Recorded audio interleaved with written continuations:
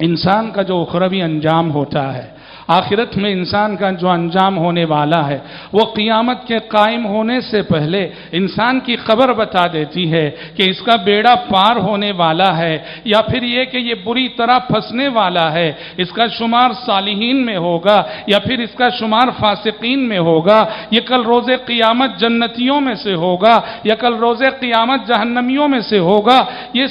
ان ساری باتوں کی خبر خود قبر دے دیتی ہے۔ یہی وجہ ہے حضرت عثمان بن عفان رضی اللہ عنہ کی وہ مشہور روایت ہے کہ حضرت عثمان بن عفان رضی اللہ عنہ کبھی بھی قبرستان جاتے، قبر پہ کھڑے ہوتے، روتے، اور نہ صرف روتے بلکہ اتنا روتے کہ آنسوؤں سے داڑھی کے بال بھیگ جاتے تھے۔ پوچھنے والوں نے عثمان بن عفان رضی اللہ عنہ سے پوچھا کہ کیا بات ہے کہ آپ کے سامنے جنت کا بھی تذکرہ ہوتا ہے، جہنم کا بھی تذکرہ ہوتا ہے، جنت اور جہنم کے تذکرے پہ آپ کو کبھی ہم نے روتے ہوئے نہیں دیکھا، لیکن جتنا کہ قبر کے تذکرے پہ ہم نے آپ کو روتے ہوئے پایا ہے۔ حضرت عثمان بن عفان رضی اللہ عنہ نے اس وقت فرمایا تھا کہ قبر کے تذکرے پہ مجھے رونا اس لیے آتا ہے اور اس قدر میں آنسو اس لیے بہاتا ہوں کہ پیارے نبی نے فرمایا کہ قبر آخرت کی پہلی منزل ہے، قبر آخرت کا پہلا مرحلہ ہے۔ جو یہاں پاس ہو گیا،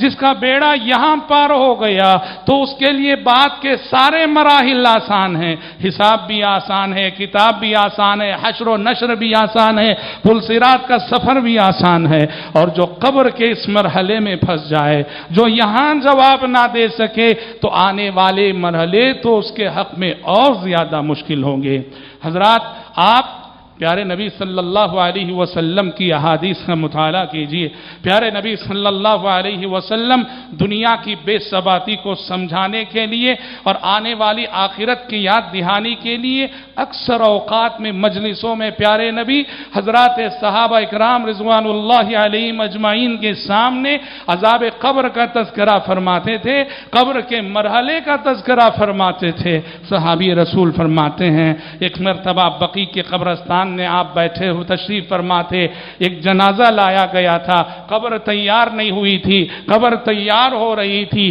آپ قبلہ روح ہو کر بیٹھ گئے، آپ کے ہاتھ میں ایک چھڑی تھی، زمین کریدے جا رہے تھے، اور جیسے کہ آپ متفکر ہوں، کچھ سوچ رہے ہوں، آپ کی آنکھوں سے آنسو جاری تھے، اور آپ اپنے ارد گرد موجود صحابہ سے کہہ رہے تھے، یا اخوانی لمثل هذا فاعدوا، یا اخوانی لمثل هذا فاعدوا، اے میرے بھائیو، قبر کے آنے والے اس مرحلے کے لیے تیاری کر لو، اس مقام پہ آنے سے پہلے تیاری کر کے آؤ، یہاں پہنچنے سے پہلے یہاں کی جو تیاری مطلوب ہے وہ تیاری کر لو۔ آپ کی زبان مبارک پہ یہ الفاظ جاری تھے اور آپ کی آنکھوں سے آنسو جاری تھے۔ حضرت اسماء رضی اللہ عنہا فرماتی ہیں، ایک مرتبہ جب مسجد نبوی میں مجلس جمی ہوئی تھی، پیارے نبی صلی اللہ علیہ وسلم نے عذاب قبر کا تذکرہ فرمایا، فتنہ قبر کا تذکرہ فرمایا، تو ضج المسلمون ضجتاً، پوری مسجد نبوی اور رونے کی آواز سے گونج اٹھی، صحابہ کی چیخو پکار سے گونج اٹھی۔ پیارے نبی کی نصیحت پر قبر کے آنے والے اس مرحلے کے تصور سے، قبر کے آنے والے ان عذابات کے تصور سے حضرات صحابہ کرام رضوان اللہ علیہ مجمعین اپنے آپ پہ قابو نہ رکھ سکے، رو پڑے، چیخ پڑے، اور اتنی آواز بلند ہوئی، حضرت اسماء فرماتی ہیں تھوڑی دیر کے لیے اس شور کی وجہ سے، رونے کی اس آواز کی وجہ سے پیارے نبی نے کیا جملے اس کے بعد ارشاد فرمائے وہ جملے مجھے سنائی نہیں دیے، مجھے پوچھنا پڑا دوسروں سے کہ پیارے نبی نے اس دوران کیا فرمایا تھا۔ آپ صلی اللہ علیہ وسلم نے صحابہ کو قبر کے آنے والے اس مرحلے کی تیاری پہ ابھارتے ہوئے فرمایا، ما رأیت منظرا قط الا والقبر افظع منه۔ ایک مرتبہ آپ نے فرمایا، ما رأیت منظرا قط الا والقبر افظع منه، کہا کہ لوگوں، میں نے قبر سے زیادہ بھیانک منظر کوئی نہیں دیکھا ہے، قبر سے زیادہ بھیانک منظر میں نے کوئی نہیں دیکھا ہے۔ اور ایک مرتبہ تو آپ نے فرمایا، فلولا ألا